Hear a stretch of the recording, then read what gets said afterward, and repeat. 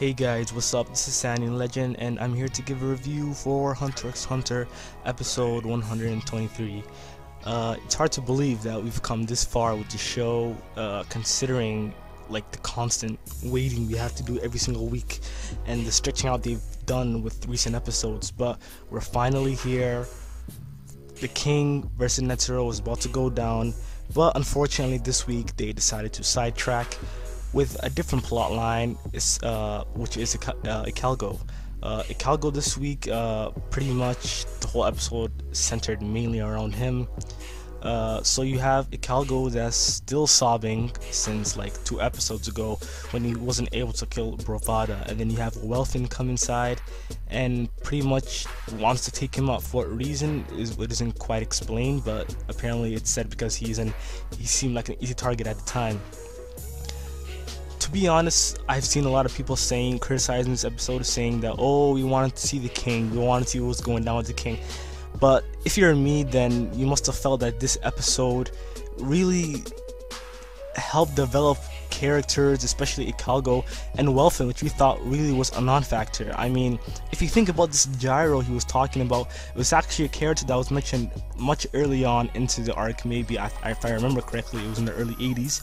And pretty much this Welfin storyline gives kind of a more depth and background into this gyro character, and he may or may not be an actual factor later on into the show. But this anime, Hunter x Hunter, is really very different from many other animes in the sense that it really has such a mature feel. Like when you see most other shonens, i.e. One Piece and Naruto, I'm not really bashing their characters, but the level of maturity when it comes to the progression of the characters is far different in Naruto and One Piece compared to Hunter x Hunter. I mean, you have Gon, for example, who's been pretty much like a lighthearted kid who hasn't, normally been one to get angered easily and is usually fighting for good most of the time. But as you see now, he's become not evil, but he's really like balancing on the edge of good and evil right now, because he wants to get, on one hand, he wants to get back at P2 for killing Kite, which was the closest thing he had to his father at the time. Although they never knew each other, he saved him as a kid. He represented a big part of Gon's life, and to see him killed off like that, it really sparked a rage in Gon, and Gon wants to seriously get some revenge. Now you understand that, but in most other shonens, i.e. Naruto for example, he wouldn't actually go out to kill the actual individual. Instead, he would try to resolve the conflict using peace, as we've seen in various occasions in Naruto, such as Pain, currently with Madara, etc. So Hunter x Hunter really had a different feel, and this episode did a really good job of that with Ikalgo.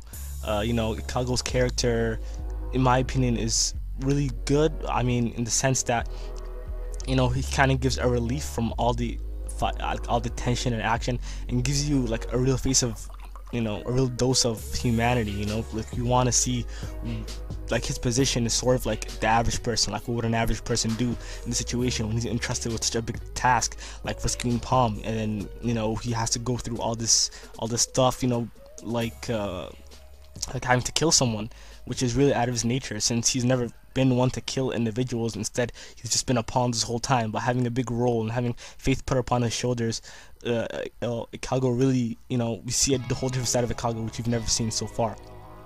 Also, at the end of the episode, we had a big shocking reveal.